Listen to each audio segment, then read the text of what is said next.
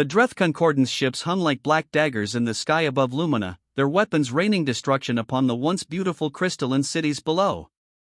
What had been a world of art, science, and peaceful prosperity just months ago now smoldered under relentless bombardment. Deep beneath the capital city, in a bunker reinforced with the strongest materials Luminan technology could produce, the last government officials gathered around a holographic display showing their planet's rapidly failing defense grid. General Park ran his hand through his gray hair, his eyes fixed on the blinking red indicators. The northern shield generator will fail within hours. The southern quadrant maybe has 2 days. After that. He didn't need to finish his sentence. Everyone knew what would follow. Ambassador Lee stood silently at the back of the room. Unlike the military officials arguing over final defense strategies, she had spent her career building bridges between worlds. Now all those carefully cultivated relationships meant nothing. The Dreth had conquered or scattered every ally Lumina had. "There is one option we haven't discussed," she said quietly. The room fell silent. General Park turned to her with a frown. "If you mean evacuation, we've been through this. There aren't enough ships, and the Dreth blockade." "I mean the humans," Ambassador Lee interrupted. The silence deepened. An aide dropped a datapad, the clatter unnaturally loud. "The humans have remained isolated for over 2 centuries, Minister Han objected. "They've rejected every diplomatic approach since they achieved faster-than-light travel. Because no one truly needed them," Ambassador Lee countered. "Look at our histories. Before their isolation, humans only intervened in conflicts when the situation was truly desperate." She stepped forward, placing her hands on the table. "Like now. Even if they wanted to help, what could they do?" General Park asked. "The Dreth have conquered 17 worlds. They have hundreds of warships. The humans were developing technologies far beyond other species when they withdrew from galactic affairs," Lee said. "Who knows what they're capable of now?" After heated debate, the council made its decision. Within hours, Ambassador Lee boarded the last stealth courier capable of slipping through the Dreth blockade. The ship was small, barely large enough for 1 passenger and minimal life support, but its advanced cloaking technology gave it a chance of escaping undetected. As the tiny vessel prepared to launch from a hidden underground facility, General Park approached the ambassador one last time. "Even if you reach Earth, even if they listen, it would take a massive fleet months to reach us. We'll be long defeated by then." Ambassador Lee smiled sadly. "Then I'll ask them to avenge us. But I believe there's more to humans than the stories tell. Something made them withdraw when they were at the height of their expansion. I intend to find out what." The journey was harrowing. Twice, Dreth patrols nearly detected her ship.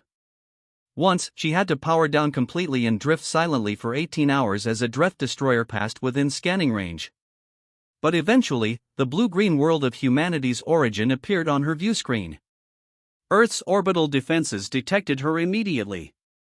Before she could transmit her diplomatic codes, her ship was surrounded by sleek vessels that appeared from nowhere, no warp signatures, no energy readings until they simply materialized around her.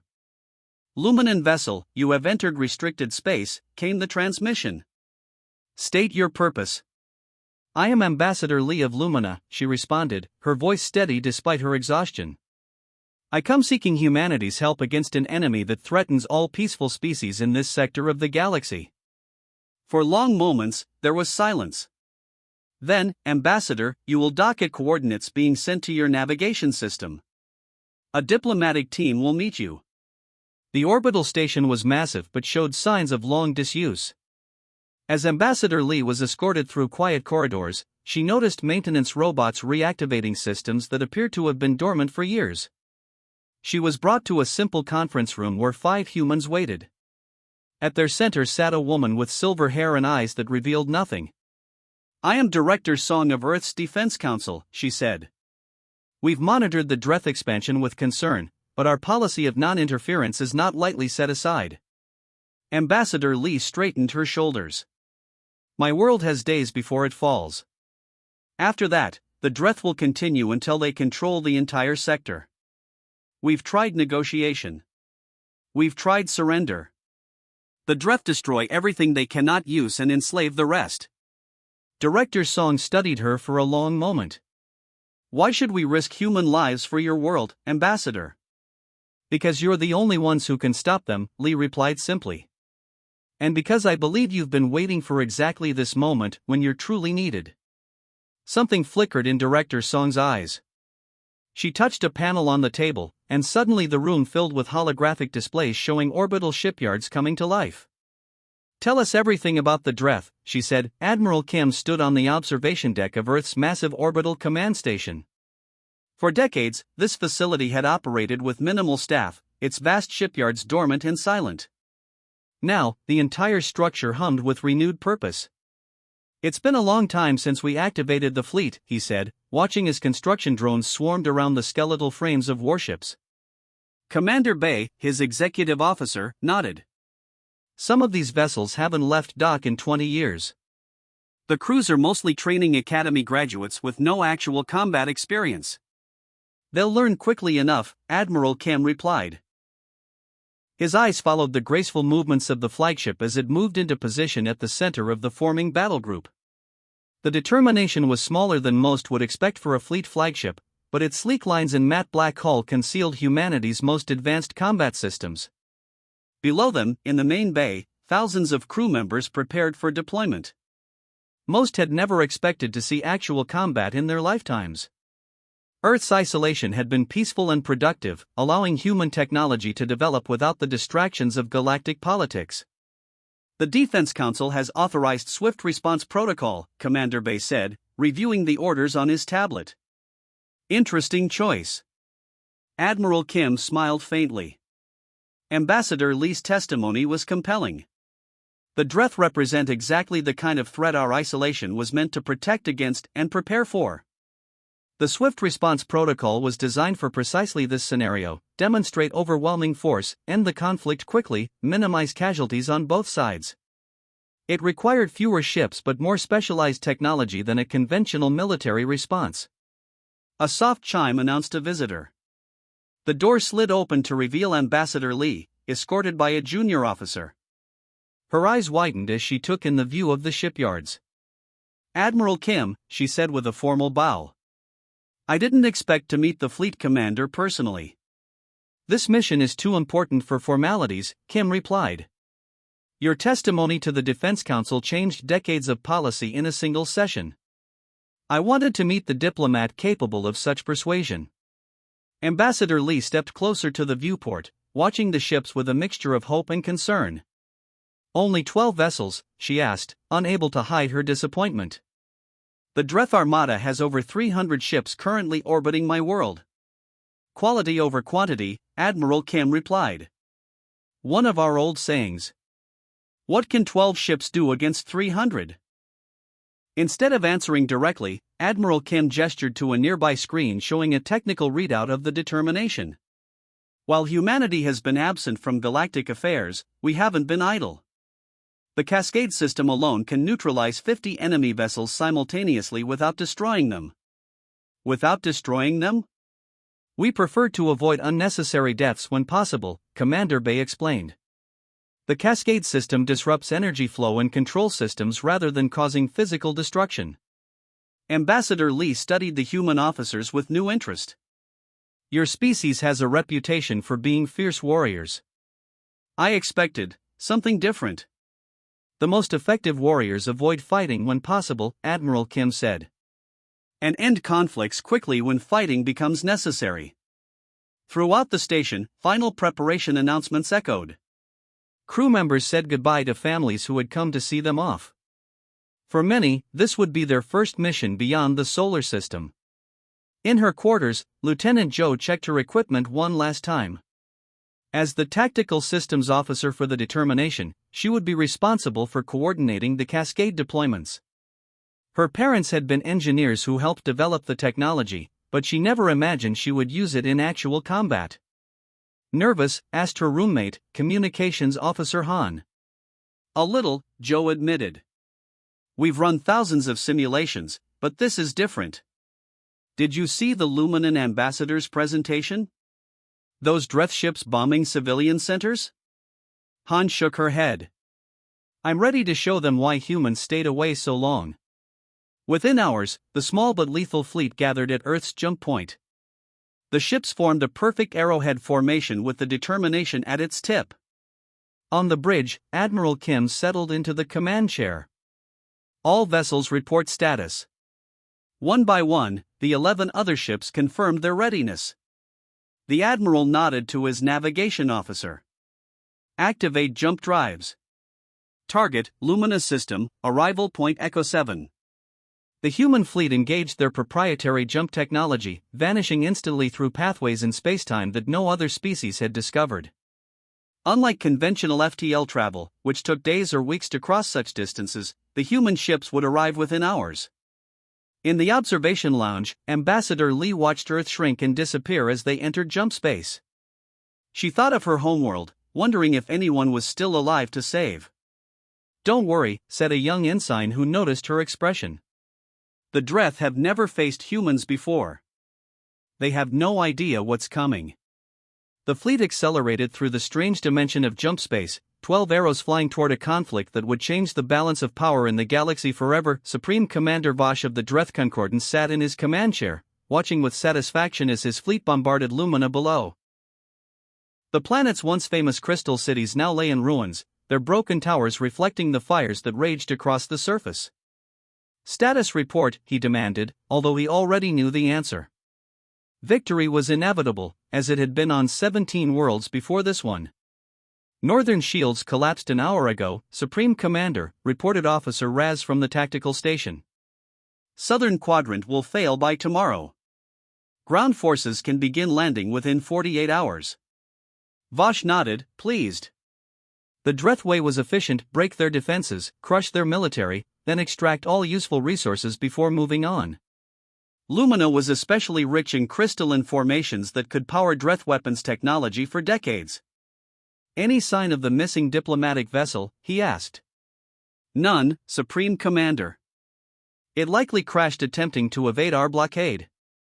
Vosh dismissed the matter with a wave of his hand. Even if some desperate diplomat had escaped, there was no help coming.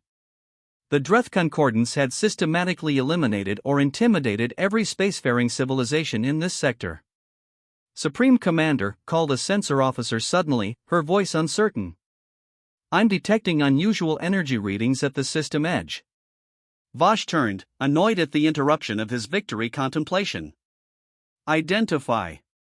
"Unknown configuration, sir. Nothing matching any species profile in our database." A murmur of concern spread across the bridge. The Dreth had encountered and catalogued every known spacefaring species in the sector. An unknown signature was troubling. "Show me," Vosh ordered. The main viewscreen shifted to display a distant section of space near the outer gas giant. At first, there was nothing. Then, without warning, 12 vessels materialized in perfect formation. Their design was unlike anything in Dreth records, elegant yet clearly built for war, with sleek hulls that seemed to absorb rather than reflect light. "Magnify," Vosh commanded, leaning forward. The ships were smaller than Dreth warships but moved with precision that suggested advanced navigation systems. Their formation was tight, disciplined, unlike the chaotic approach of most species they'd encountered. "No jump signatures detected," reported the sensor officer, confusion evident in her voice. "They simply appeared." "Impossible," Vosh snapped. "All FTL travel leaves energy traces." Before anyone could respond, a communication request flashed on his console. Against his better judgment, Vosh accepted. The image of a being appeared on screen, recognizably a human in a simple blue uniform with minimal insignia. Vosh had studied extinct species. Humans were supposed to have withdrawn from galactic affairs centuries ago. "This is Admiral Kim of the Earth Defense Fleet," the human said calmly. "Your forces are engaged in unprovoked aggression against a peaceful civilization. You have 30 minutes to cease all hostile actions and begin withdrawing from this system." The bridge fell silent. Then Vosh laughed, a sound that made his officers relax slightly.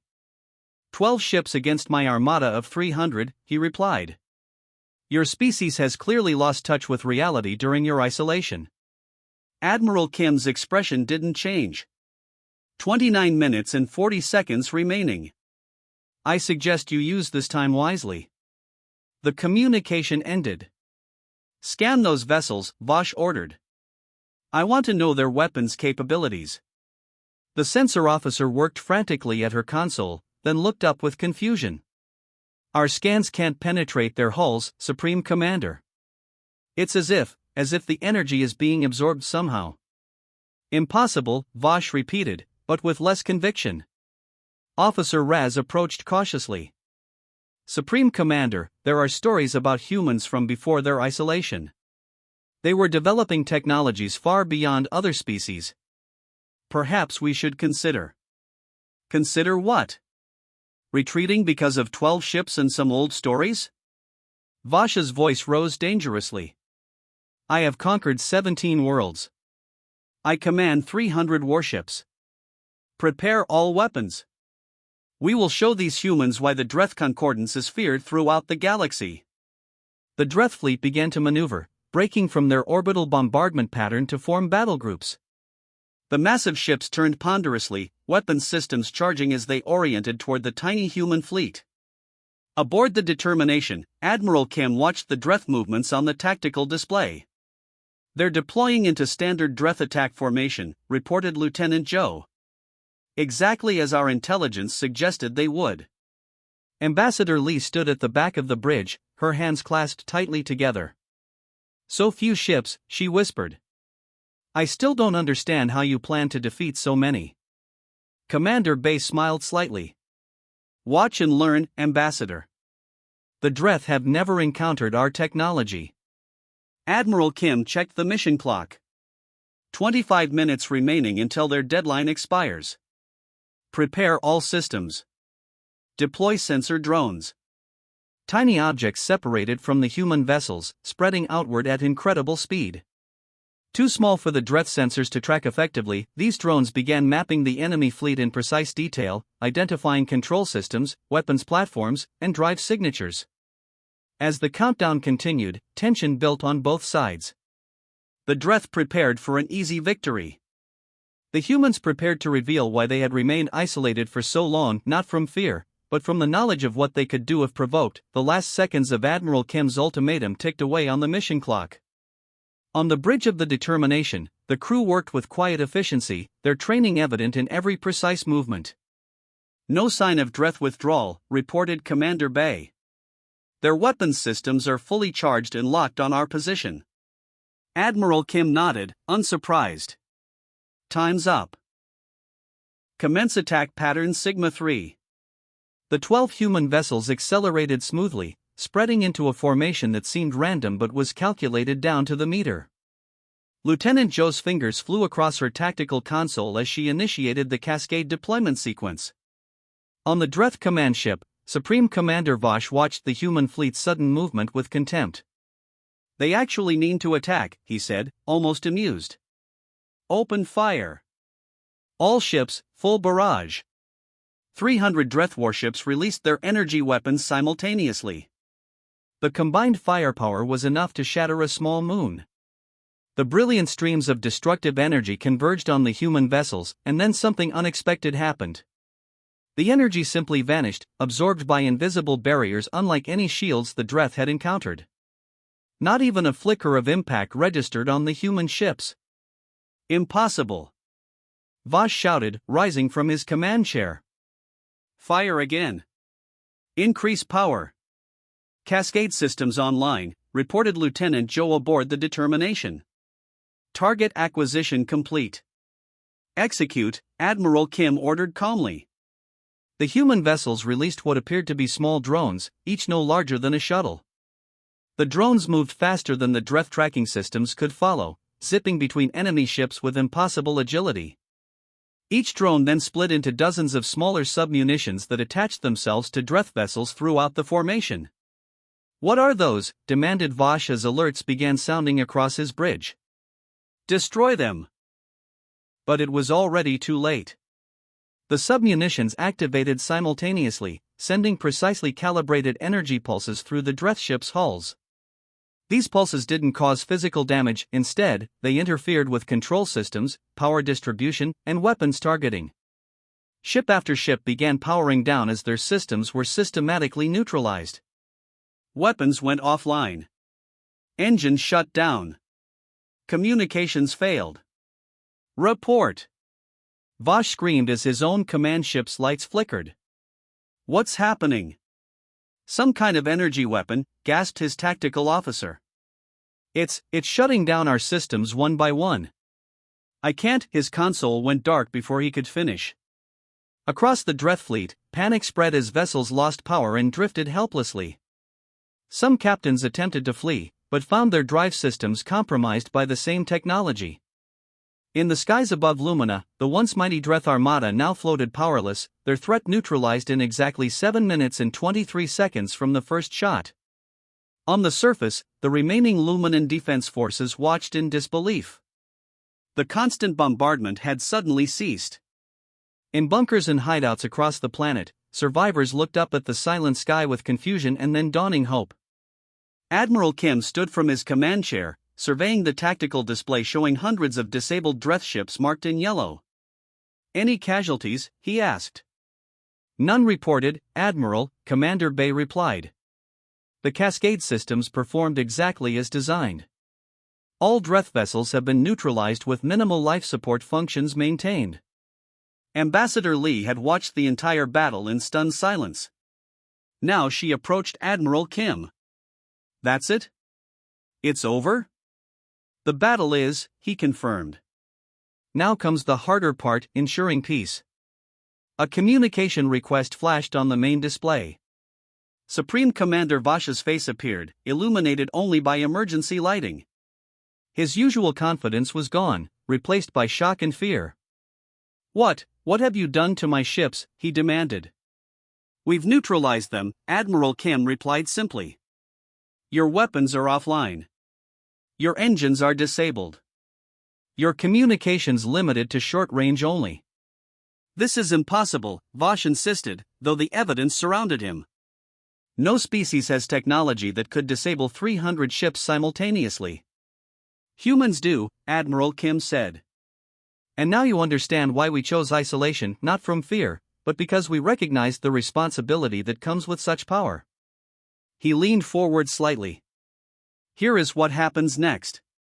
Transport ships will arrive shortly to evacuate your crews.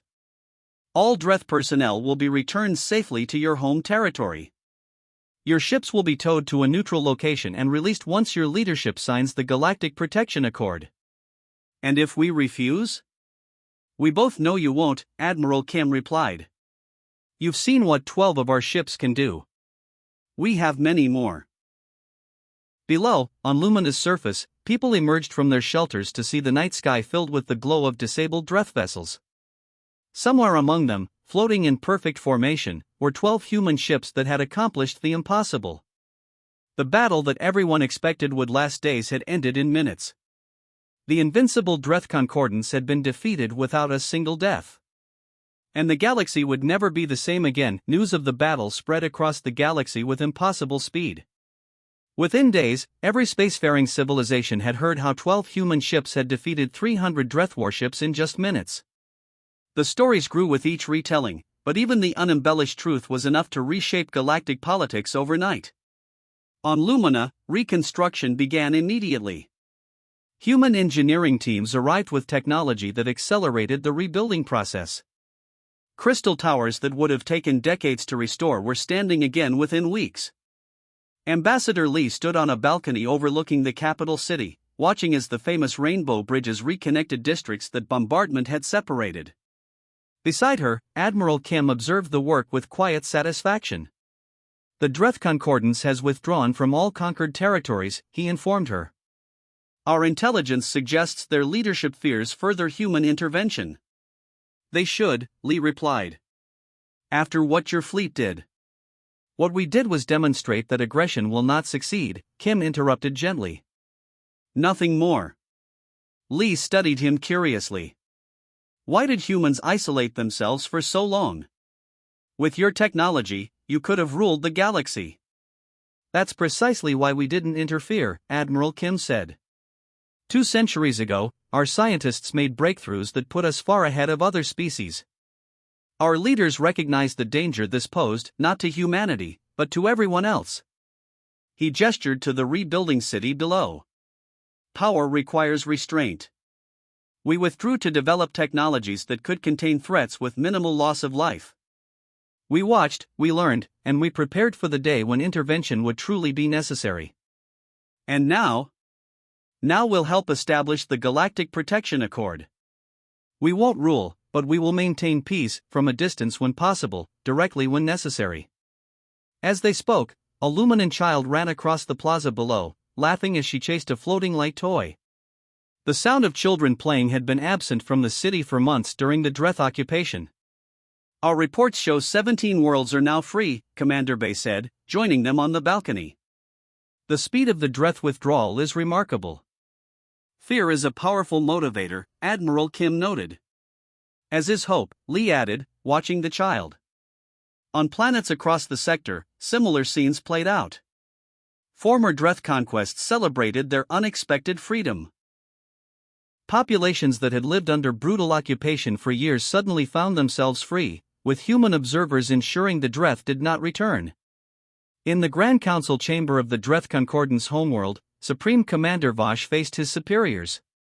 Once celebrated as their greatest military leader, he now stood disgraced. Explain again how 12 ships defeated your entire fleet, demanded the Concordance elder. Vosh struggled to find words. Their technology, it was unlike anything we've encountered.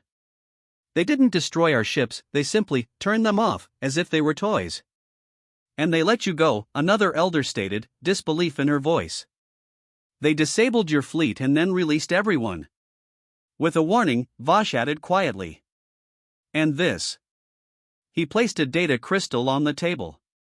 When activated, the crystal projected the text of the Galactic Protection Accord. The terms were simple: aggression against peaceful species would not be tolerated. Disputes would be settled through negotiation. And humans would enforce these principles if necessary. They could have destroyed us, Vosh concluded. Instead, they showed mercy. Throughout the galaxy, diplomatic vessels from dozens of species traveled toward Earth. For centuries, humanity had rejected all contact. Now, governments rushed to establish relations with the civilization that had defeated the undefeatable in mere moments. On the Determination, still orbiting Lumina, Lieutenant Joe found Ambassador Lee in the observation lounge, watching her homeworld turn peacefully below. We're leaving tomorrow, Joe said. Will you be returning to Earth with us? Lee shook her head. My place is here, helping rebuild. But I've been appointed as Lumina's representative to the first Galactic Protection Council meeting next month. You'll like Earth, Joe told her with a smile. It's beautiful. I'm curious about something, Lee said. Your ships, your weapons, they're all designed to disable rather than destroy. That's not the behavior of a warrior species. Maybe that's why we succeeded where others failed, Joe suggested. The most dangerous weapon is one you never have to use. As the human fleet prepared to depart, leaving behind only a small observation team, messages arrived from across the galaxy. Species that had lived in fear now looked to humanity with hope and gratitude. Others, with conquering ambitions of their own, reconsidered their plans. Admiral Kim read these messages in his quarters, understanding the weight of responsibility they represented. Humanity's isolation had ended, but their careful approach to power would continue. Across the stars, the message was clear: humanity had finally arrived on the galactic stage, not as conquerors, but as protectors who had waited patiently until they were truly needed.